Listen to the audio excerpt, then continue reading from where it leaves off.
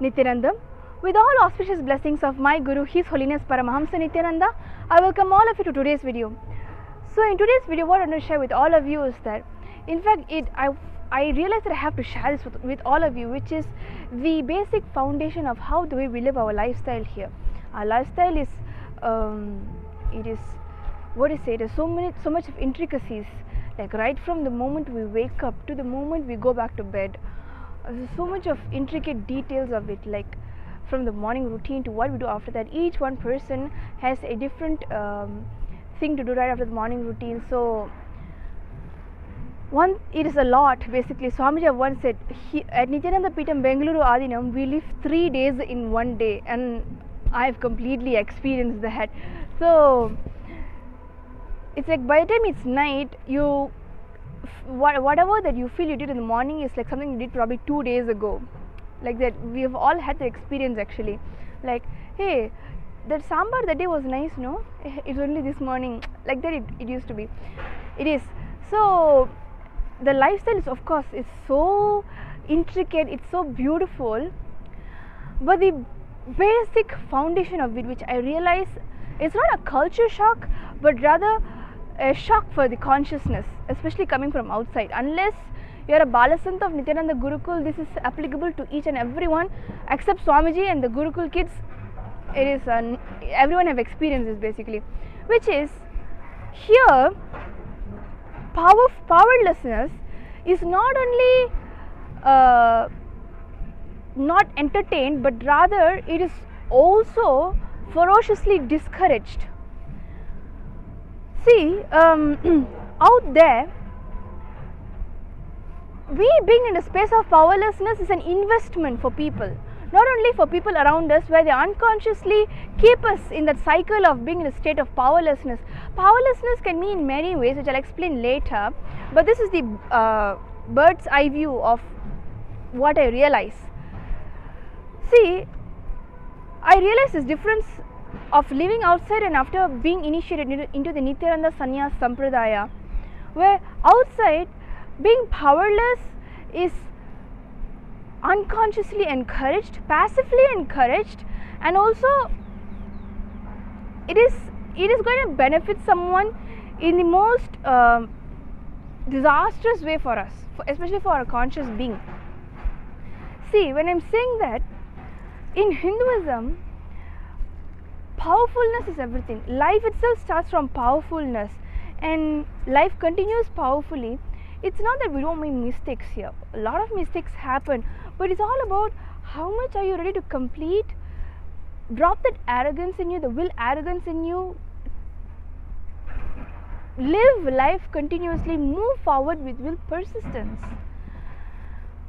Swamiji says will arrogance is after failures and failures and failures, after falling down because of your own self-doubt, self-hatred and self-denial, your own incompletions, when you keep falling down, when you keep failing at something, the final decision you make and you give up, that is will arrogance, Swamiji say.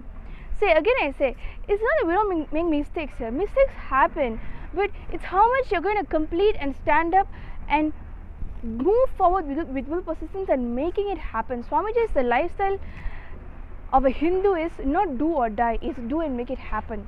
Because if you die, then who will do? That is literally what he has said many times. And I realized that, see, powerlessness, it is not actually, it's not only not cute, which as Swamiji always says, powerlessness is not only not cute, but it's actually a slow poison for your, not in fact slow poison, it's like a fast poison, but you don't even realize it in your system. See, even to manifest powers, one needs to be in a space of powerfulness, because from that powerfulness only all that oneness with Swamiji, all that happens, where he's able to sit in your being and flow through you. Even for manifesting powers, powerfulness is required. And it was a complete paradox that I saw from the outer world and the world here, where the real truth about life is there is nothing called powerlessness. You don't even need to be powerless. There is nothing worthy for you to become powerless about. See, out there, let's just talk about depression. depression can be because of many reasons. Depression and suicidal thoughts, it can be of many reasons, but just look at the irony of how much your consciousness is being conspired against, where you have to say yes to powerlessness. Just take depression. I've seen many depression support groups where they post a picture of them crying. This is especially mostly of the Western world. They post pictures of themselves crying, and then what happens is that there's a whole group thread going that yeah, people are like this, life is like this, ignore them, you are beautiful, whatever. But come on, first of all, does it even help them? Do they really feel empowered by that statement that you make just off a comment? And second thing, that's not even true. Like, the solution for depression is not to give you a consolation saying that no, what people are saying is wrong, you should just ignore them from your life. See, I'm not saying that that statement is right or wrong, but is that even helping the person to be completely comfortable in given any point or in the amidst of any people? No, that is not going to. She or he is going to be more and more self-conscious, self-aware, and more and more in the defending mode. Where is it even helping anybody who is in depression? Swamiji says, for someone who is in depression, they just have to, it's like literally a rotten piece in them, that they just have to throw it away and live the life where the whole context is life is for others. Only then they'll even be able to come out of depression, Swamiji says. Now, this is not being insensitive to you, but if you really want a breakthrough, if you really want a powerful breakthrough, then life has to be for others. People are looking for real solutions. I hope so. People are looking for real solutions. The real solutions is manifesting powers. Actually manifesting powers is what I realized, because when you start manifesting powers, actually your inner image raises. When Swamiji said this in satsangs many years ago, when he first started initiating his Balasans, the Nithyananda Gurukul students, into manifesting powers and started demonstrating it to the world, sharing with the world, he said one thing which I remember is, when I was back in Malaysia, he said, when you start manifesting powers, your inner image raises, and it raises actually not because of basically is raising because of an imperishable drive, imperishable motivation. He didn't say that in these words, but he said your inner image raises, and it raises, and I am saying it is raising from an imperishable motivation, imperishable drive, so it cannot fall back. Nothing can make you powerless is the point here. See, now you are telling to someone on social media that there is so many groups that supports that basically a support group for depression or help group for depression. I mean, all that is great, but when someone is saying that I am depressed, telling them that no, you are beautiful, no, please don't kill yourself, no, you are perfect the way you are, whatever it is a very, very, very temporary solution, and in fact it can just vanish in the person within a few seconds.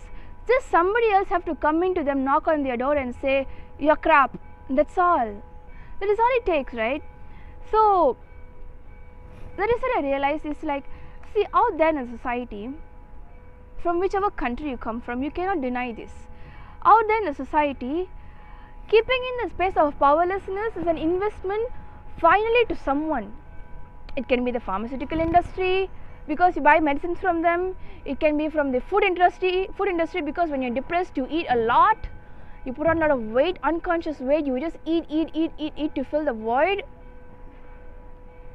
Naturally your hormones will fluctuate for it, or you binge watch something, you binge do something, you do something too much that is in the end a gain for someone, a profit for someone in the most criminal way. Being powerless in Hinduism, as you and I exist, only Hinduism is a place that tells you on your face, being powerless is not cute, I have the solution, come here and manifest powers. That is the only thing.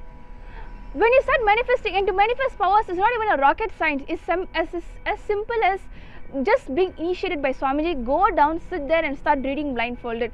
Go down, sit there and start moving coconuts just with the power of will. Just through the power of will. How you will to get an ice cream, how you will to get a cup of water, the same way, just through will, that sheer will, your will to live until this point, using that will, just with the initiation of Swamiji, where he awakens the third eye, using that will after that to just move matter. Moving matter over consciousness. Just your depression, suicidal thoughts, everything becomes redundant. Basically it becomes garbage, disintegrates itself from your system, and you raise the next level from a imperishable drive.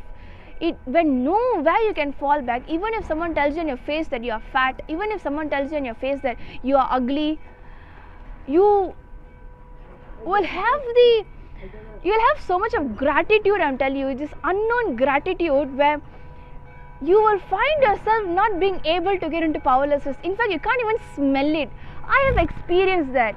I mean, a general incident where generally a principal, a teacher scolds you or something, and I remember that back in 2012 when I did my first inner awakening. At that time I was in college doing my pre-university, and I remember before going, the principal or whomever he is, I think he's a vice principal or something, and he was like no, and he's also a Hindu and is an Indian, so he said no, you can't go, what is all this, all that he was saying. So I was doing an Australian paper and I said nothing doing, I'm going. So I went and I came back, and then I had to show him some kind of a proof that I went and stuff like that. So I was sitting in front of him and he said something. He gave a very cynical comment and at me, and I remember the time I just remember the time witnessing something different for the first time in my life, which is I did not get affected by what he said or the way he responded, and I completely felt myself away from what is happening. Like, I was so thankful, like not even thankful, I was in some kind of joy that there's not even a smell, a tinge, a trace of powerlessness, and I felt completely, the word Swamiji used, unclutched from that whole incident.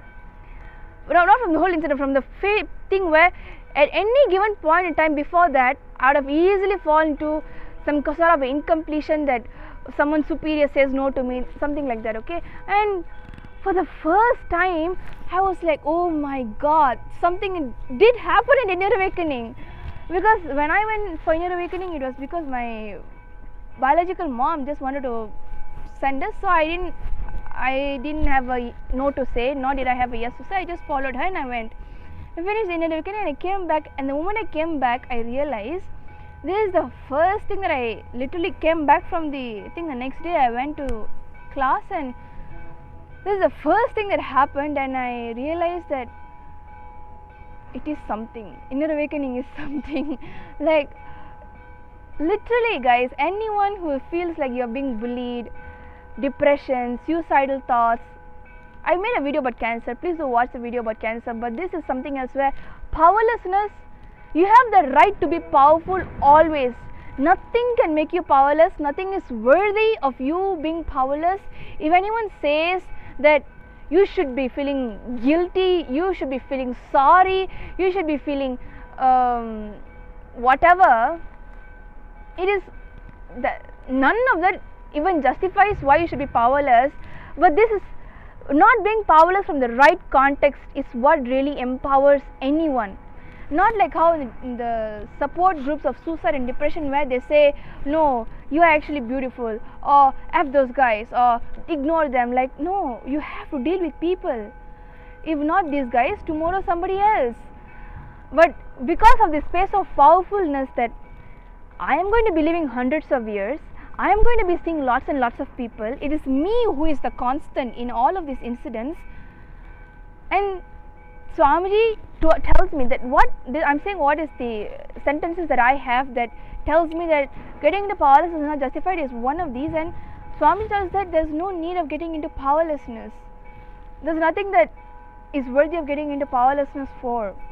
So living that state of ultimate powerfulness every single moment, I will say it happens only in sannyas, because when you take up the lifestyle of sannyas, literally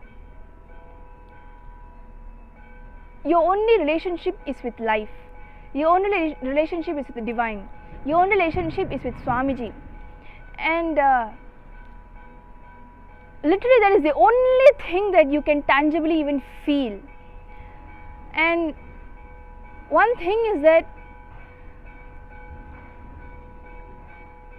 is the most beautiful way to again and again align yourself back to integrity, back to authenticity, back to responsibility, back to enriching, back to the space of even completion, or that sheer powerfulness that I have only Swamiji and I am Swamiji's. Just I have only Swamiji in my life, and Swamiji says there's nothing to be powerless for, and when he is the only relationship, then actually it's not only powerful, it's not only straight and raw, but it's so beautiful. It's so beautiful.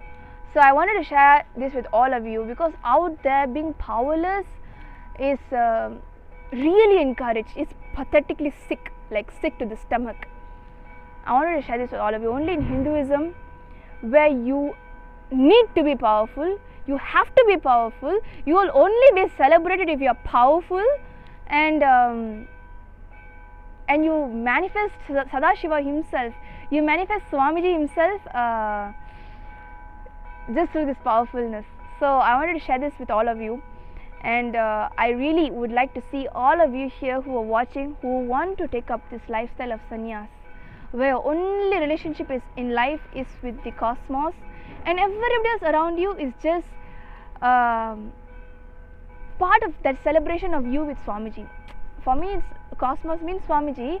So you and Swamiji, you and cosmos, you and the divine, that life that you live, others are just part of it, celebrating that. That is really beautiful. So thank you so much. Please do leave any comments if you have, and if you want to know more about anything else, please do write below. So until then, see you next time. Thank you, Nithyanandam.